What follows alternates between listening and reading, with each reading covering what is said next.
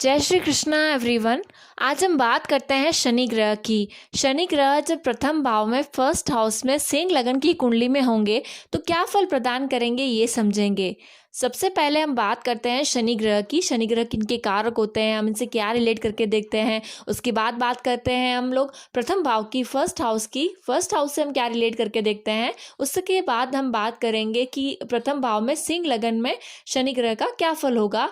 उसके बाद ये कि नक्षत्र में हो तो क्या फल देंगे। जैसे सिंह राशि में यदि शनि ग्रह हो तो या तो मगा नक्षत्र में होंगे, या पूर्व फाल्गुनी नक्षत्र में होंगे, या उत्तरा फाल्गुनी नक्षत्र में होंगे, तो इन नक्षत्रों में क्या फल देंगे वो समझेंगे। तो बात करते हैं शनि ग्रह की। शनि ग्रह जो होता है वो कठोर ग्रह है, एक शुष्क प्लैनेट है, एक सूखा ग्रह है, और कोल्ड प्लैनेट है, ठंडा ग्रह है। और ये जो है न्याय के कारक माने जाते हैं। ये कर्म फलदाता ग्रह है, ये कर्मों का फल प्रदान करते हैं। ये जो ग्रह है वो अपनी ढैया में, अपने साढ़े साती में, अपने जो दशा अंतरदशा में व्यक्ति के जातक के या जातिका के कर्मों का हिसाब करते हैं, ऐसा कह सकते हैं। उनके कर्मों का फल प्रदान करते हैं और वो उनके कर्मों के हिसाब से उन्हें अच्छा या बुरा रिजल्ट प्रदान करते हैं। तो अगर हम बात करें तो ये वात और कफ प्रधान है। ये तमोगुणी ग्रह है। जिस प्रकार से 3 तरह के गुण होते हैं, सत्व, रजस और तमस, तो तमोगुण से हम क्या देखते हैं। हम देखते हैं हिंसा, क्रोध, आक्रामकता और इस तरह से जो भाव होते हैं, कष्ट, पीड़ाएं, दुख, ये सारी चीज़ें हम देखते हैं तमोगुण से। वहीं पे अगर हम और बात करें तो इनकी राशि जो होती है वो कुंभ राशि होती है, मकर राशि होती है, ये दोनों राशि इनकी होती है। और तुला राशि में ये उच्च के होते हैं और मेष राशि में ये नीच के होते हैं। उसी तरह से अगर हम बात करें तो अंक ज्योतिष की, तो जो नंबर 8 है वो शनि ग्रह का अंक माना जाता है। उसी तरह से अगर शनि ग्रह के बारे में और जाने तो ये रोग देते हैं, पीड़ा देते हैं, कष्ट देते हैं। ये जो ग्रह है वो निर्माण और विनाश दोनों के कारक तत्व रखते हैं। वहीं पे बात करें तो मृत्यु के, जीवन के कारक माने जाते हैं। दुख, आपत्ति, विपत्ति के कारक माने जाते हैं। ये जो ग्रह है चोरी, भय, ऐसी चीज़ें देते हैं। कष्ट, पीड़ाएं, जो अस्वस्थता है उस तरह से प्रदान करते हैं। जो जातक है वो बहुत ज़्यादा एकांतवास में रहना पसंद करता है। वो जो जातक है वो बहुत ज़्यादा लोनली फील करता है, या जो है निराशा का भाव होता है। निराशा यानी इच्छा का अभाव हो जाता है उनको। और इसी तरह से अगर वो और बुरा फल प्रदान करते हैं तो दारिद्र्य देते हैं। दारिद्र्य से जीवन में चीज़ों का अभाव होता है। और दासता का जीवन देते हैं। दासता यानी कि किसी के ऑर्डर फॉलो करना, किसी के हिसाब से चलना, ऐसा जीवन होता है। और अगर ये अच्छा फल प्रदान करे, अगर ये पॉजिटिव रिजल्ट दे, तो ये बहुत ज़्यादा लोकप्रिय बनाते हैं। ये ख्याति भी देते हैं, ये एक अच्छा पद भी देते हैं। ये जीवन में इस तरह से रिजल्ट प्रदान करते हैं, कर्मों का ओवरऑल फल देते हैं। वहीं पे अगर मैं बात करूं प्रथम भाव की यानी कि फर्स्ट हाउस की, तो फर्स्ट हाउस जो होता है वो किसी भी जातक या जातिका का ओवरऑल पर्सनालिटी होता है। ओवरऑल व्यक्तित्व कैसा है वो हम प्रथम भाव से देख सकते हैं। जिस तरह से अगर हम बात करें कि वर्ण, कद, काठी, आकृति, ये सारी जो फिजिकल एट्रीब्यूट्स है वो प्रथम भाव से देख सकते हैं। वहीं पे जो साइकोलॉजिकल एट्रीब्यूट्स है यानी कि स्वभाव है वो भी प्रथम भाव से देखा जाता है। उसी तरह से जो मान सम्मान है, बुद्धि है, उसका विचार भी किया जाता है। ये जो है मस्तिष्क का विचार किया जाता है। जीवन में समाज में प्रतिष्ठा कैसी है जातक या जातिका की, वो भी प्रथम भाव से देखा जाता है। इस तरह से हम फर्स्ट हाउस से देखते हैं। अब हम बात करते हैं सिंह लगन की कुंडली में फर्स्ट हाउस में शनि ग्रह क्या फल प्रदान करते हैं। सिंह राशि जो है वो सूर्य की राशि है, एक अग्नि तत्व प्रधान है ये राशि। अग्नि तत्व राशि है, उसमें जो शनि ग्रह बैठे हैं, सूर्य के साथ शनि का सैद्धांतिक मतभेद है। इस तरह से अगर हम पौराणिक कथाओं की बात करें तो शनि को सूर्य का पुत्र माना जाता है। तो उसी तरह से ये जो कॉन्फ्लिक्ट है इन दोनों के बीच में, वही जो है प्रॉब्लमेटिक है। ये ओवरऑल एक कंजक्शन हो या जो युति हो, या फिर शनि की राशि में सूर्य हो या सूर्य की राशि में शनि हो, कहीं ना कहीं प्रॉब्लमेटिक होता है। यहाँ पर अग्नि तत्व में एक ठंडा प्लैनेट बैठा है तो उस तरह से प्रॉब्लमेटिक है। यहाँ पर अहंकार, मान सम्मान की बात में कॉन्फ्लिक्ट होगा। जो ऑथोरिटिक पोजीशन पे है, जो बड़े पोजीशन पे है, जो जैसे जातक या जातिका के पिता हैं, या फिर जो नॉर्मल सरकार है, गवर्नमेंट है, या राजा है, पहले के ज़माने में जो राजा होते थे वो उस तरह से जो अथॉरिटिव लेवल पर है, अगर आप नौकरी में बात करें तो बॉस है, तो उस तरह से जो अथॉरिटिव लेवल पर लोग होते हैं वो उनसे कहीं न कहीं परेशानियाँ देखी जाती है। और मैटर करता है कि लग्नेश की पोज़ीशन कैसी है। अगर लग्नेश की पोज़ीशन अच्छी है, यानी कि सूर्य यहाँ पर कुंडली में अच्छा बैठा है, तो कठिन परिश्रम के बाद काफ़ी सारी परेशानियों के बाद, परिश्रम हार्ड वर्क के बाद, पराक्रम के साथ जातक जीवन में अच्छा करता है, एक अच्छा हाई लेवल पर पहुँचता है। अगर सूर्य नवम भाव जहाँ 1 लिखा हुआ है, मेष राशि में उच्च होकर के बैठे या कहीं अच्छी पोज़ीशन लिए हुए हो, तो ये अच्छा फल प्रदान करते हैं।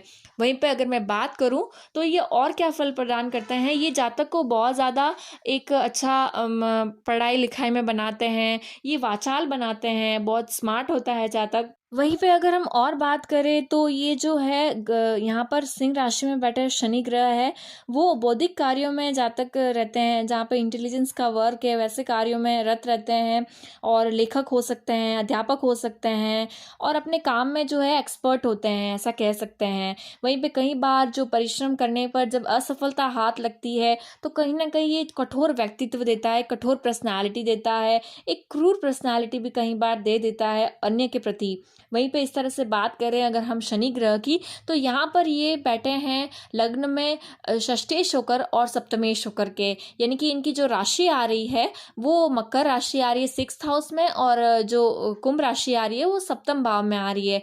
तो यहाँ पर ये 6th हाउस जो होता है रोग रिपू ऋण का होता है, यानी कि यहाँ से हम जो शारीरिक कष्ट है वो देखते हैं, रोग देखते हैं, और ये सब 6th हाउस से देखते हैं। वहाँ के लॉर्ड होकर के ये लग्न में बैठे हैं, तो कहीं ना कहीं जो रोग है उनसे संबंधित परेशानियां चलती रहती है।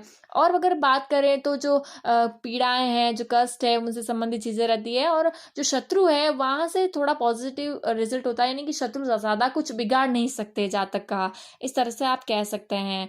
तो और ये सारी चीज़ों से रिलेट करके देखते हैं हम सप्तम भाव से, हम देखते हैं मैरिड लाइफ और पार्टनरशिप के साथ बिजनेस, कॉन्ट्रैक्ट बेस पे कोई बिजनेस हो तो वो देखा जाता है। तो यहाँ से रिलेटेड चीज़ों में सप्तमेश होकर के लग्न में बैठे हैं, तो ओवरऑल अच्छा रिजल्ट भी मिलता है, और सप्तम दृष्टि भी शनि ग्रह की सप्तम भाव पर पड़ रही है, तो यहाँ से रिलेटेड एवरेज एवरेज अच्छा रिजल्ट है, एवरेज रिजल्ट मिलता है। मैटर करता है और कोई ग्रह की प्लेसमेंट हो तो वो भी मैटर करती है, सारे ही भावों में मैटर करती है कि और कौन से ग्रह शनि पर दृष्टि डाल रहे हैं, शनि ग्रह किन ग्रहों पर दृष्टि डाल रहे हैं, तो मैटर करता है। यहाँ पर शनि ग्रह 3 दृष्टियां होती है, तो अपनी 3rd दृष्टि से ये जहाँ 7 लिखा हुआ है तुला राशि, उनको देख रहे हैं। ये भाई बहनों का, मित्रता का भाव है, आपकी अभिरुचि जो इंटरेस्ट है उसका भाव है, पराक्रम का भाव है, तो यहाँ से रिलेटेड चीज़ों में अच्छा फल प्रदान करेंगे। ये अपनी मित्र के घर को देख रहे हैं, तो यहाँ कोई ग्रह बैठे हो तो मैटर करेंगे, बाकी तो ये ओवरऑल बहुत अच्छा रिजल्ट प्रदान करेंगे। भाई बहनों का सहयोग मिलेगा, मित्रता से सहयोग मिलेगा, और इस तरह से पराक्रम के बल पर, परिश्रम के बल पर ये जातक उन्नति करते हैं। वहीं पे बात करें अगर इनकी 7 दृष्टि की, तो बात हमने की है, जो कि है ओवरऑल एवरेज है। वहीं पे दशम दृष्टि की बात करें तो यहाँ पर वृषभ राशि में इनकी जो शुक्र की राशि है, अगेन वहीं पे दृष्टि पड़ रही है। यहाँ पर जो पिता का सपोर्ट है वो मिलता है। हाँ, जातक को कोई कॉन्फ्लिक्ट हो सकता है अपने पिता से संबंधित लेकर के, बाकी कहीं ना कहीं इनको पिता से एक पॉजिटिव रिजल्ट मिलता है, एक सपोर्ट मिलता है। वहीं पे बात करें तो एक हिडन सपोर्ट भी मिलता है, ऐसा कह सकते हैं। और इस तरह से 10th हाउस जो कर्म का भाव है, तो जातक हमेशा कर्म प्रधान रहेगा, वो कर्म करने के लिए तत्पर रहेगा, परिश्रमी होगा, और हमेशा कोई अच्छे डायरेक्शन में अगर चले तो लाइफ अच्छी रहती है। वहीं पे इस तरह से अगर मैं बात करूँ तो ये धीरे धीरे भी कार्य करते हैं, ऐसा भी देखा गया है। अगर नेगेटिव रिजल्ट प्रदान करे शनि ग्रह तो क्या करना चाहिए, अगर सूर्य का पोजीशन अच्छा नहीं है, इसे तुला राशि में सूर्य चले गए हैं 7 जहाँ लिखा हुआ है, या कहीं ना कहीं सूर्य अच्छे बैठे नहीं है, साथ में ही कंजक्शन है, तो सूर्य की आराधना करनी पड़ेगी।